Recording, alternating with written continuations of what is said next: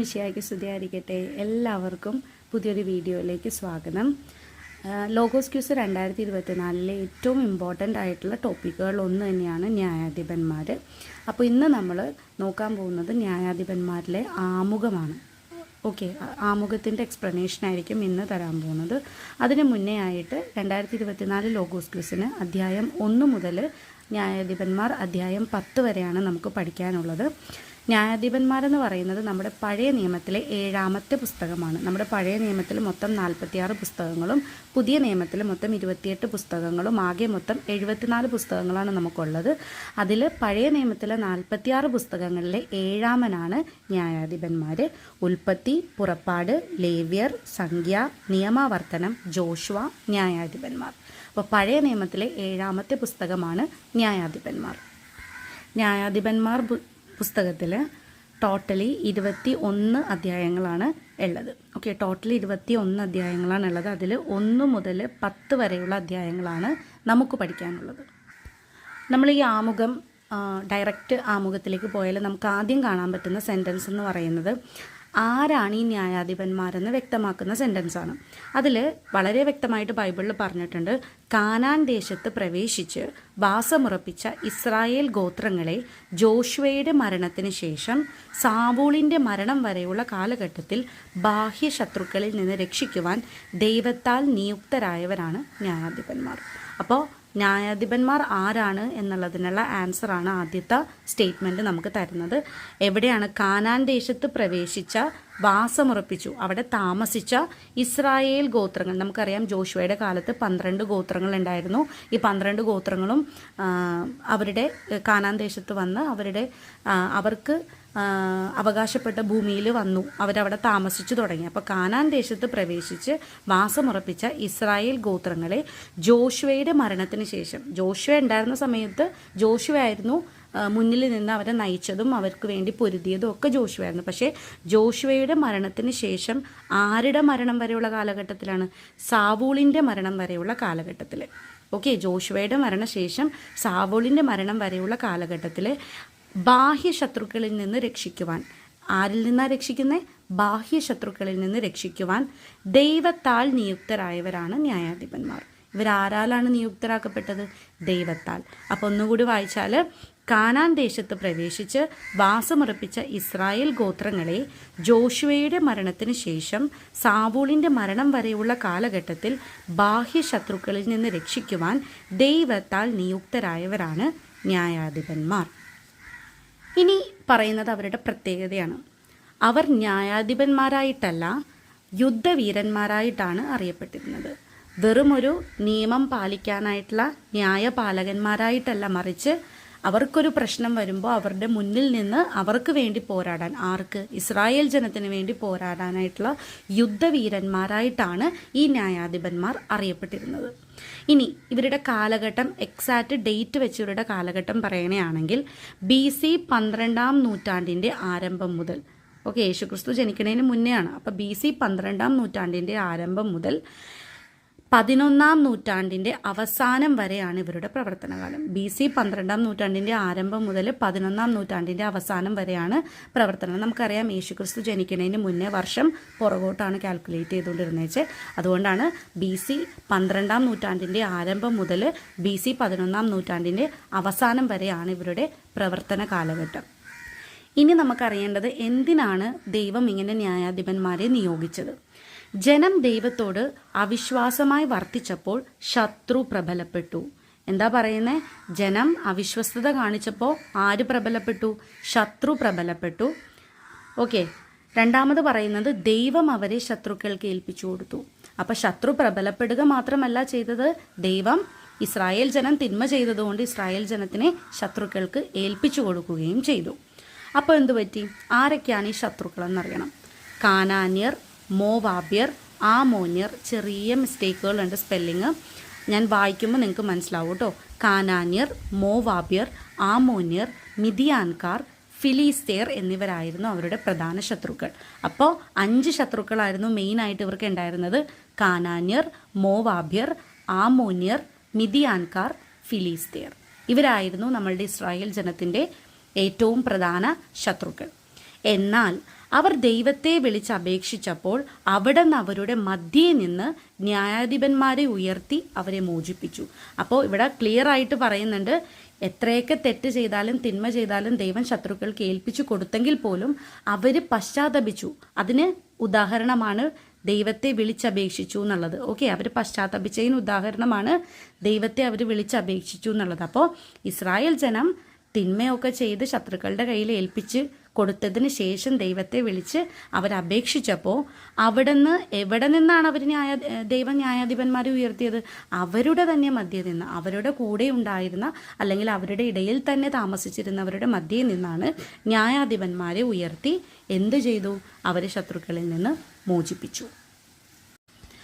അപ്പോൾ നമ്മുടെ ഈ ന്യായാധിപന്മാരുടെ പുസ്തകത്തിൽ ഉടനീളം നമുക്ക് കാണാൻ സാധിക്കുന്നത് ഒരു രക്ഷാകര ചരിത്രമാണ്.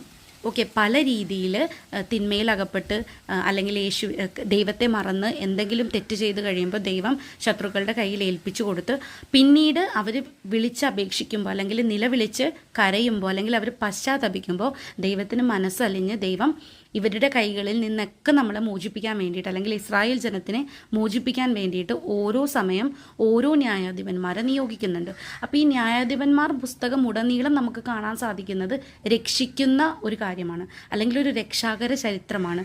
ഈ രക്ഷാകര ചരിത്രത്തിൻ്റെ ഒരു മാതൃക എന്ന് പറഞ്ഞുകൊണ്ട് നമ്മുടെ ആമുഖത്തിൽ വിശേഷിപ്പിച്ചിരിക്കുന്ന വചനഭാഗമാണ് ന്യായാധിപന്മാർ 3-ാം അധ്യായം 7 മുതൽ 9 വരെയുള്ള വാക്യങ്ങൾ. ഇതിൻ്റെ ഉള്ളടക്കം എന്ന് പറയുന്നത് നമ്മൾക്ക് വേണ്ടി അല്ലെങ്കിൽ ഇസ്രായേൽ ജനത്തിന് വേണ്ടി ആദ്യമായിട്ട് ദൈവം നിയോഗിച്ച ഒരു വിമോചകനായിരുന്നു ഓത്നിയേൽ. അപ്പോൾ ഓത്നിയേൽ എങ്ങനെയാണ് ദൈവം നിയോഗിച്ചതെന്നും ഓത്നിയേൽ എങ്ങനെയാണ് ഇസ്രായേൽ ജനത്തിനെ മോചിപ്പിച്ചതെന്നും ആരിൽ നിന്നാണ് മോചിപ്പിച്ചതെന്നും ഒക്കെയാണ് ഈ ന്യായാധിപന്മാർ 3-ാം അധ്യായം 7 മുതൽ 9 വരെയുള്ള വാക്യങ്ങളിൽ പറയുന്നത്. ഇത് പിന്നീട് നമ്മൾ പഠിക്കും, നമുക്ക് ജസ്റ്റ് ഒന്ന് വായിച്ചു പോവാം. തങ്ങളുടെ ദൈവമായ കർത്താവിനെ മറന്ന് ബാൽ ദേവന്മാരെയും അശേര പ്രതിഷ്ഠകളെയും സേവിച്ചുകൊണ്ട് ഇസ്രായേൽ കർത്താവിൻ്റെ മുൻപാകെ തിന്മ പ്രവർത്തിച്ചു. ഇതാണ് ന്യായാധിപന്മാർ 3-ാം അധ്യായം 7-ാം വാക്യം. അപ്പോൾ ഇവരെന്താ പറയുന്നത്? ഇസ്രായേൽ ജനം പാർത്തിരുന്ന സ്ഥലത്തുള്ള ആ ദേശത്തുണ്ടായിരുന്ന ജനങ്ങളുടെ ദേവന്മാർ, അവരാണ് ബാൽ ദേവന്മാരും അശേര പ്രതിഷ്ഠകളും. അപ്പോൾ ദൈവമായ കർത്താവിനെ അല്ലെങ്കിൽ കർത്താവായ ദൈവത്തെ മറന്നുകൊണ്ട് അവർ ബാൽ ദേവന്മാരെയും അതേപോലെ അശേര പ്രതിഷ്ഠകളെയും സേവിച്ച് ഇസ്രായേൽ കർത്താവിൻ്റെ മുൻപാകെ എന്തു ചെയ്തു? തിന്മ പ്രവർത്തിച്ചു. ഇനി 8-ാമത്തെ വാക്യം പറയുന്നതാണ്, അതിനാൽ കർത്താവിൻ്റെ കോപം ഇസ്രായേലിനെതിരെ ജ്വലിച്ചു. ആരുടെ കോപമാണ് ജ്വലിച്ചേ? കർത്താവിൻ്റെ കോപം ഇസ്രായേലിനെതിരെ ജ്വലിച്ചു. അവിടുന്ന് അവരെ മെസപ്പൊട്ടാമിയ രാജാവായ കുഷാനി റിഷാത്താമിൻ്റെ കൈകളിൽ ഏൽപ്പിച്ചു.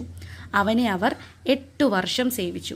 ഇത് നമ്മൾ ഡീറ്റെയിൽ ആയിട്ട് ന്യായാധിപന്മാർ പുസ്തകങ്ങൾ പഠിക്കുമ്പോൾ പഠിക്കും. ഇപ്പം നമ്മൾ ജസ്റ്റ് ഏത് രാജാവിനാണ് അവർ സേവിച്ചത്, ഏത് രാജാവിൻ്റെ കൈകളിലാണ് കർത്താവ് ഇസ്രായേൽ ജനത്തിന് ഏൽപ്പിച്ചു കൊടുത്തത്, അപ്പം ഇത്തരം കാര്യങ്ങൾ മാത്രം നമ്മൾ അറിഞ്ഞാൽ മതി. ഇനി 9-ാമത്തെ വാക്യം പറയുന്നത്, ഇസ്രായേൽ ജനം കർത്താവിനോട് നിലവിളിച്ചു. കണ്ടോ, ഇസ്രായേൽ ജനം കർത്താവിനോട് നിലവിളിച്ചു. അങ്ങനെ കർത്താവ് എന്ത് ചെയ്തു? നമുക്കറിയാം, കാലേബിൻ്റെ ഇളയ സഹോദരൻ കെനസിൻ്റെ പുത്രൻ ഓത്നിയേൽ ആരാണെന്ന് നമുക്കറിയാം. കാലേബിൻ്റെ മകൾ അക്സായെ വിവാഹം ചെയ്ത ആളാണ് ഓത്നിയേൽ. ഓത്നിയേലിനെ കർത്താവ് അവർക്ക് വിമോചകനായി നിയമിക്കുകയും അവൻ അവരെ മോചിപ്പിക്കുകയും ചെയ്തു. ഇതാണ് ആദ്യത്തെ രക്ഷാകരം. ഓക്കെ, ഇതാണ് ആദ്യത്തെ രക്ഷാപ്രവർത്തനം. മനസ്സിലായോ? ഇതാണ് ആദ്യത്തെ വിമോചകൻ ഓത്നിയേൽ. ഇങ്ങനെ ഒരു കണ്ടിന്യൂസ് ആയിട്ട് പോകുന്നൊരു കാര്യമാണ് പിന്നീട് ഉടനീളം നമുക്ക് ന്യായാധിപന്മാരുടെ പുസ്തകത്തിൽ കാണാൻ സാധിക്കുന്നത്.